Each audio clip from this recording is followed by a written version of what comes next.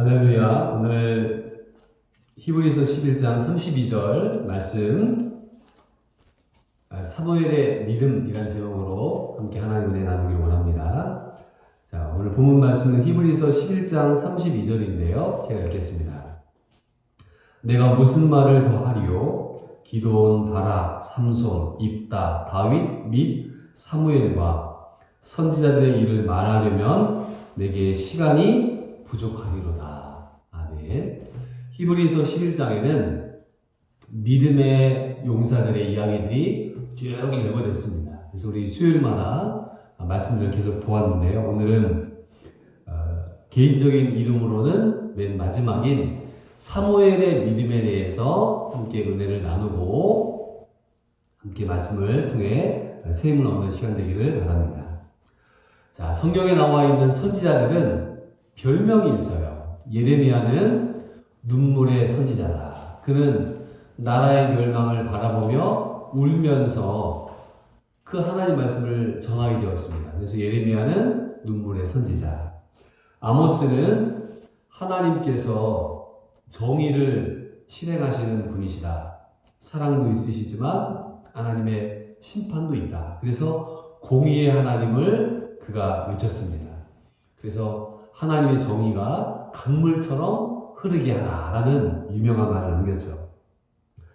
우리가 잘 아는 모세는 율법의 선지자입니다. 하나님으로부터 십계명을 받고 또 그가 모세 오경을 통해서 하나님을 어떻게 섬기게 될지를 알려주었습니다.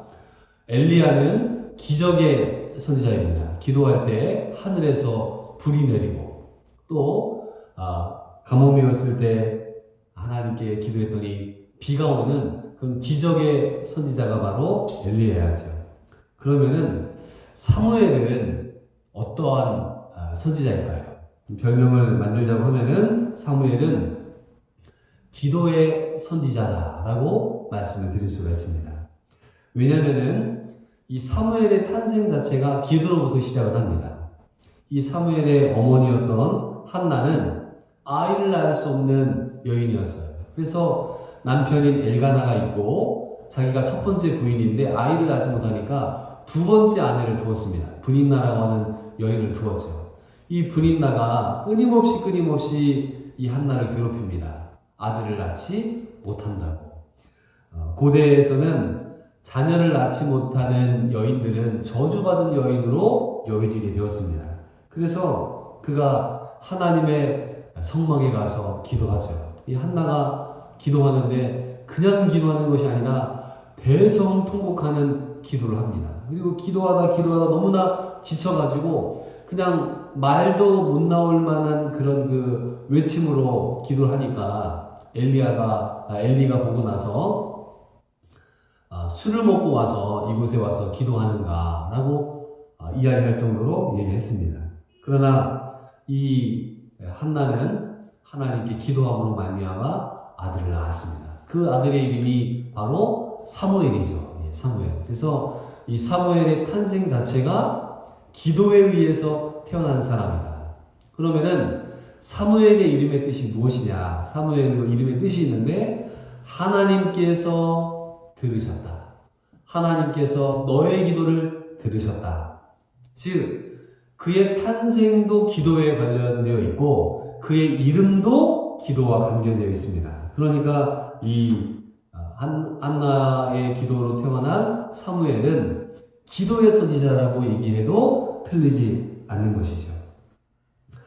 자, 그러면은 사무엘이 살던 시대는 어떠했을까? 우리는 고려, 조선, 현대사, 또 2000년대 이렇게 살고 있는데 그 사람의 인생은 그가 태어난 시대에 의해서 결정이 납니다. 그러면은 이 사무엘이 살던 시대는 어떤 시대였냐? 영적으로 어두웠던 시대에 그는 태어나게 되었습니다. 엘리 제사장은 영안이 어두운 지도자였어요. 그래서 그 기도하는 여인을 보고도 기도하는지를 알지 못하는 그런 지도자였고 또 이제 나이가 들어서 그 아들이었던 홈리와 비나스가 있었는데 그 아들들을 세웠지만 이 아들들은 타락한 지도자였어요. 그러니까 이 사무엘이 살던 시대에 영적인 아버지라 할 수 있는 엘리는 영적으로 이제 눈이 어두워져서 하나님 음성을 듣지 못하는 그런 시대였고, 또 홈리와 비느하스라고 하는 젊은 리더들, 젊은 영적인 지도자들은 성적으로 타락한 일들, 그리고 성전에 드려진 예물들을 함부로 취하는 금전적인 문제를 일으키는 지도자들이 그 시대를 이끌고 있었습니다. 그리고 전쟁이 일어나게 되었는데 하나님의 법기를 빼앗기고, 또 홈리와 비느하스는 한날에 죽고, 또 그의 아버지 엘리는 하나님의 법궤를 빼앗겼다는 얘기를 듣고 나서 98세의 나이에 의자에서 넘어져서 목이 부러져 죽었습니다. 그러니까 아버지가 죽고, 또 이 아들 둘이 죽고, 그리고 그 아이를 임신한 여인이 있었는데 홈리와 비느하스의 이제 아내죠. 남편이 죽었다는 이야기를 듣고 아이를 낳다가 죽습니다. 예. 그러니까 그 집안 자체가 완전히 처참하게 망가진 그런 시대적인 모습에 이 사무엘이 자라게 되었다는 것입니다. 자, 그러면은 사무엘의 믿음은 어떤 믿음일까? 그의 믿음은 가장 어두운 시기에 빛나는 믿음이었다라고 볼 수가 있어요. 자, 그러면 오늘 몇 가지 사무엘의 믿음에 대해서 살펴보도록 하겠습니다. 첫 번째는 기도의 소중함을 알려주는 바로 선지자가 사무엘이라는 것입니다. 그의 탄생, 그의 사역, 그의 죽음. 특별히 이제 사무엘서를 쭉 읽다 보면은 사무엘의 고별 설교가 나옵니다. 그 고별 설교에는 내가 이 사사로서의 일을 감당할 때 그 누구의 돈도 뇌물을 받지 않았다. 깨끗하게 그가 마지막 퇴임식을 합니다. 그러면서 나는 너희를 위하여 기도하는 죄를 범치 아니하겠다라고 하며 기도의 소중함을 알려주는 이 선지자의 모습을 보게 됩니다. 사실 우리는 큰 죄가 사람을 죽인다든가 도둑질을 한다든가 사기를 친다든가 이런 것들로 큰 죄로 생각을 하잖아요. 그러나 사무엘은 내가 너희를 위하여 기도를 쉬는 죄를 저지르지 않겠다. 그러니까 우리가 기도하지 않는 게 죄라는 것을 알려주는 선지자가 바로 사무엘 선지자인 것입니다. 그래서 그는 기도함으로 하나님의 위대한 일들을 이루어갔다. 우리가 이 시대를 살아가기 위해서는 기도의 힘을 가져야 됩니다. 그래서 아침에 기도하는 시간, 점심에 기도하는 시간, 저녁에 기도하는 시간, 그 기도의 힘을 공급받지 않으면은 이 험한 세상을 살아갈 수 없어요. 세상에 수많은 사람들이 우리에게 영향을 끼칩니다. 어떤 영향을 끼칩니까? 기도로부터 점점점 멀어지게끔 하는 영향을 끼칩니다. 우리는 기도를 통해 하나님의 역사들을 바라볼 수 있어야 되는 것입니다. 두 번째, 이 사무엘의 인생을 돌아보면은 순종의 소중함을 알려주는 사람이라는 것을 우리가 보게 됩니다. 자, 이 사무엘이 첫 번째로 세운 왕이 있었습니다. 그가 누구입니까? 사울이죠. 사울이 겸손했을 때는 그가 하나님께 쓰임을 받았습니다. 그런데 이제 사무엘의 가르침을 잘 받지 않고 또 점점점 교만하게 돼서 하나님께 예배를 드리는 일이 생기게 되었습니다. 전쟁터에 나가게 돼서 예배를 드리게 되었는데, 제사를 드리게 되었는데 좀 사무엘이 오지 않는 거예요.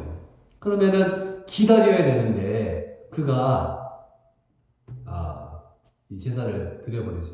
예, 그 월권을 합니다. 교만을 합니다. 그리고 아말렉과의 전투가 있어서 그 적 지역에 가서 있는 모든 이 양들 또 사람들을 다 모조리 죽이라고 하는 전쟁의 선포를 하세요. 그것을 헤렘이라고 하는데, 하나님의 이 철저한 심판에 대한 전쟁을 선포하게 되었는데 사울이 좋은 것들을 남겨두었습니다. 사무엘이 가보니까 양들의 소리가 막 들리니까 이야기하죠. 왜 이것들을 다 심판하지 않았느냐 그랬더니 하나님께 제사를 드리려고 남겨두었다는 거예요. 그때 사무엘이 남긴 말이 있죠. 순종이 제사보다 낫고 하나님 말씀 듣는 것이 수양의 기름보다 낫다. 그래서 사무엘의 삶 자체가 하나님께 순종하는 것이 얼마나 중요한지를 우리에게 알려주었어요. 그래서 우리는 하나님 말씀에 순종할 때 하나님의 복을 받습니다. 그런데 불순종하잖아요. 하나님의 심판을 받게 됩니다. 그것은 창세기부터 요한계시록까지 나오는 하나님의 법칙이에요. 그래서 우리가 구원받는 거 믿음으로 인해서 구원받습니다. 하나님의 복은 어디서 오느냐? 순종함으로 말미암아 우리가 복을 받게 된다는 것을 우리가 아셔야 돼요. 그래서 오늘도 하나님 혹시나 하나님 말씀에 불순종한 것들이 있나 돌아보고 회개해야 될 것입니다. 세 번째로 이 사무엘은 부흥운동의 소중함을 알려준 선지자였습니다. 사무엘을 생각하면은 첫 번째로 생각나는 스토리가 바로 미스바대 부흥회를 보게 됩니다. 자, 이제 이스라엘 백성들이 전쟁에 나가게 되었습니다. 그래서 이 어마어마한 전쟁의 일이 일어나게 되었는데 그때 사람들에게 얘기해요. 너희들 하나님도 믿고 바알도 믿고 아스라도 또 섬기고 있는데 너희들 우상을 제거해라. 우상을 버리고 하나님만 섬기는 삶을 살아라. 그리고 다 미스바로 모여라. 그 미스바에서 모여서 그들이 금식합니다. 하나님, 우리 민족을 불쌍히 여겨주십시오. 우리가 범죄했습니다. 회개하는 운동, 금식하는 운동이 일어나게 되었고 이제 전쟁터에 나가게 됐습니다. 그때 하나님께서 번개와 우레를 발하셔서 이 적들을 흐트러뜨리시는 것들을 보게 됩니다. 그리고 그 전쟁에서 승리하게 되었죠. 그때 돌을 하나 세웠습니다. 그 돌의 이름이 무엇이었습니까? 에벤 에셀. 하나님이 여기까지 우리를 도우셨다. 그래서 이 사무엘의 인생을 돌아보면은 미스바 부흥 대성회를 기억을 하게 되는 것입니다. 그래서 그 사무엘이 미스바대 부흥회로 말미암아서 이스라엘 사람들의 영성을 깨우고 하나님께로 돌아오게 했던 역사들을 보게 됩니다. 오늘날에도 우리가 하나님께로 돌아가야 될 터인데 우리의 미스바 운동들이 일어나야 되겠습니다. 그래서 하나님께서 여기까지 우리를 도우셨다. 그 믿음의 고백을 우리가 할 수 있어야 되는 것입니다. 오늘날에 우리가 부흥을 사모하죠. 각 교회들마다 하나님의 말씀이 일어나는 부흥운동, 기도가 다시 시작되는 부흥의 운동, 또 선교하고 전도하는 그런 부흥의 운동을 우리가 기다리고 있습니다. 그러나 지금은 코로나 시대로 말미암아서 예배나 이 모든 영적인 것들이 정지되어 있습니다. 그러나 이때에도 우리는 개별적으로 하나님께 기도할 수 있고 개별적인 나의 미스바 운동을 할 수가 있는 것입니다. 그래서 날마다 하나님 은혜를 찾고 구하는 기도의 삶, 말씀의 삶, 은혜의 삶들을 살아갈 때 우리의 심령 자체가 미스바가 되어서 하나님께로 돌아갈 줄을 믿습니다. 자, 네 번째로 이 사무엘의 인생을 돌아보면은 그는 주일학교의 소중함을 알려주는 선지자라고 볼 수 있습니다. 자, 이 사무엘은 어렸을 때 성막에서 자라났어요. 자다가 하나님의 음성을 듣습니다.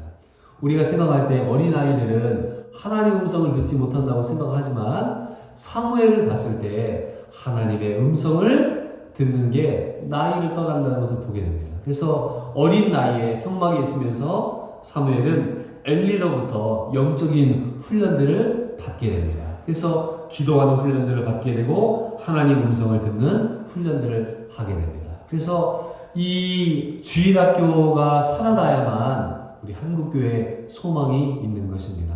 그래서 주일학교에 있는 어린이들에게 하나님 말씀을 가르치고 기도하는 법을 가르치고 예배하는 법을 가르치고 찬양하는 법을 가르치는 운동들이 우리 한국교회에 일어날 때 다시 한번 부흥의 운동이 일어나게 될 것입니다. 이 사무엘이 나중에 이제 라마로 가게 되는데요. 이제 은퇴하고 나서 라마로 가게 되는데 거기에서 선지학교를 만듭니다. 선지자의 무리들을 가르칩니다. 그러니까 그는 교육에 대한 중요성을 깨닫고 말씀 사역을 한 사역자라고 볼 수가 있습니다. 마지막으로 이 사무엘은 새로운 시대를 열었습니다. 그 시대가 무엇입니까? 본인은 사사의 시대를 이끌어갔어요. 사사의 시대. 그래서 이 나라의 왕을 세우지 못했는데 이 사무엘이 나라를 통치하고 나이가 들게 되어서 이제 자기의 아들들을 세우게 됐습니다. 근데 그 아들들이 바른 지도자가 못 되는 거예요. 그러니까 백성들이 왕을 세워달라고 얘기합니다. 결국에 이제 왕을 뽑습니다. 첫 번째 왕이었던 사울을 뽑지요. 그 사울을 기름 부어서 왕을 삼았습니다. 그러나 이 사울이 하나님의 뜻에 불순종함으로 말미암아 이제 사울은 죽게 되고 두 번째 왕이었던 다윗을 사무엘이 택하게 됩니다. 그 어린 다윗에게 기름을 부음으로 그에게 선한 영향을 끼쳐주게 됩니다. 그래서 이 사무엘은 다윗을 왕으로 세움으로 말미암아 하나님 나라를 세우는 일에 초석이 되는 인물이 되고 말았습니다. 그래서 그의 믿음을 살펴보았고요. 그러면은 우리 어떤 인물을 보게 되었을 때 다 좋은 점만 있으면 얼마나 좋겠습니까? 그러나 그렇지 않다는 거예요. 사무엘도 안타까운 단점들이 있습니다. 그건 무엇이냐면은 자녀 교육의 실패를 보게 됩니다. 그에게는 요엘과 아비야라고 하는 아들들이 있었습니다. 사무엘상 8장에 보면은 그들의 이야기가 나오는데 그들은 재판을 하는 재판관이었어요. 그러나 뒤에서 누가 뇌물을 줍니다. 그러면은 그 뇌물을 받고 재판을 이제 굽게 하는 일들을 했다라고 기록을 하고 있습니다. 그러니까 이 사무엘이 일에 바빠서 이제 가정을 잘 돌보지 못한 안타까움을 보게 됩니다. 목사님들 가운데에도 보면은 때로는 장로님들 가정에도 보면은 또 믿음의 가정들을 보면은 사회 일도 너무나 잘하시고 교회 일도 너무나 잘하는 경우들이 있습니다. 그러나 그의 자녀들에게 신앙의 유산을 물려줘야 되는데 그렇지 못한 일들이 너무나 많은 시대를 우리가 살아가고 있습니다. 그래서 자식을 키우는 부모의 입장으로 자녀를 믿음 안에 키운다는 거 그거 정말 힘든 일입니다. 그래서 우리 아이들에게 하나님을 잘 섬기는 믿음의 유산을 우리 아버지들이 아들들에게 어머니들이 딸들에게 전달해 주지 않으면 그거보다 안타까운 일들이 없습니다. 그래서 이 사무엘의 단점을 우리가 생각하게 될 때 자녀 교육에 대한 실패를 보게 됩니다. 참 자녀 교육에 대해서 큰 소리 칠 사람이 없습니다. 정말 하나님의 은혜가 아니면은 불가능한 일이죠. 또 한 가지의 단점을 보면은 자기의 제자였던 사울에 대한 신앙 교육의 실패를 보게 됩니다. 그가 사울을 왕으로 세웠는데 그와 더욱더 긴밀한 교제 가운데 그를 이끌어 갔더라면 얼마나 좋았을까 라는 아쉬움이 남습니다. 말씀을 오늘 정리하겠습니다.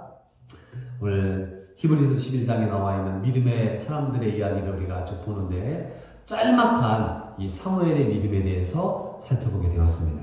이 사무엘은 시대에 어두웠던 시대에 기도를 통해 기도의 소중함을 알려주고 순종하는 것이 소중하구나. 미스바 부흥회를 통해서 하나님의 사람들을 다 모아 부흥회 운동을 일으키고 주일학교의 소중함을 우리에게 알려주었고 새 시대를 열었던 인물이었습니다. 지금 우리 시대 가운데 이 사무엘과 같은 인물들이 우리에게 필요합니다. 그래서 각 교회들마다 하나님 사무엘과 같은 훌륭한 목사님들 또 훌륭한 장로님들, 집사님들 좋은 지도자들이 세워져서 우리 한국교회가 다시 한번 도약하는 하나님 놀라운 축복이 있기를 주의 이름으로 축원드립니다. 아멘. 기도하겠습니다.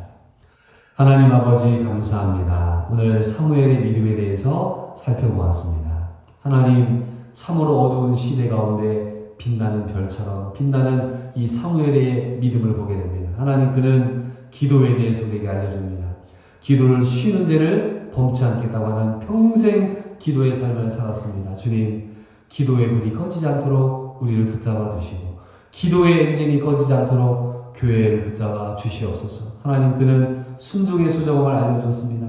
순종이 제사보다 낫다고 이야기했습니다. 하나님 말씀에 순종하여서 복받는 저희들 되기를 원합니다. 아버지 하나님 또한 이 사무엘은 주일학교에서 열심히 말씀을 배움으로 말미암아 믿음의 훈련을 했습니다.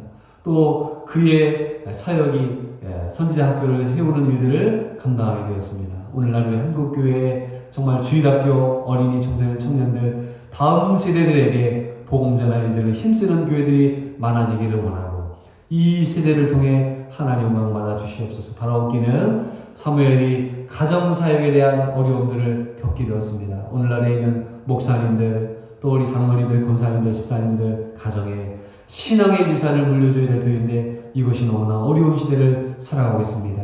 아버지의 믿음이 자녀에게로 가기 원합니다. 어머니의 믿음이 딸들에게 전달되기를 원합니다. 하나님 외에 신앙의 유산을 세우는 복된 가정들 될 수 있도록 인도하여 주시고 이 땅에 사모이와 같은 믿음의 군들 보내주시옵소서. 예수님의 이름으로 기도드리옵나이다. 아멘.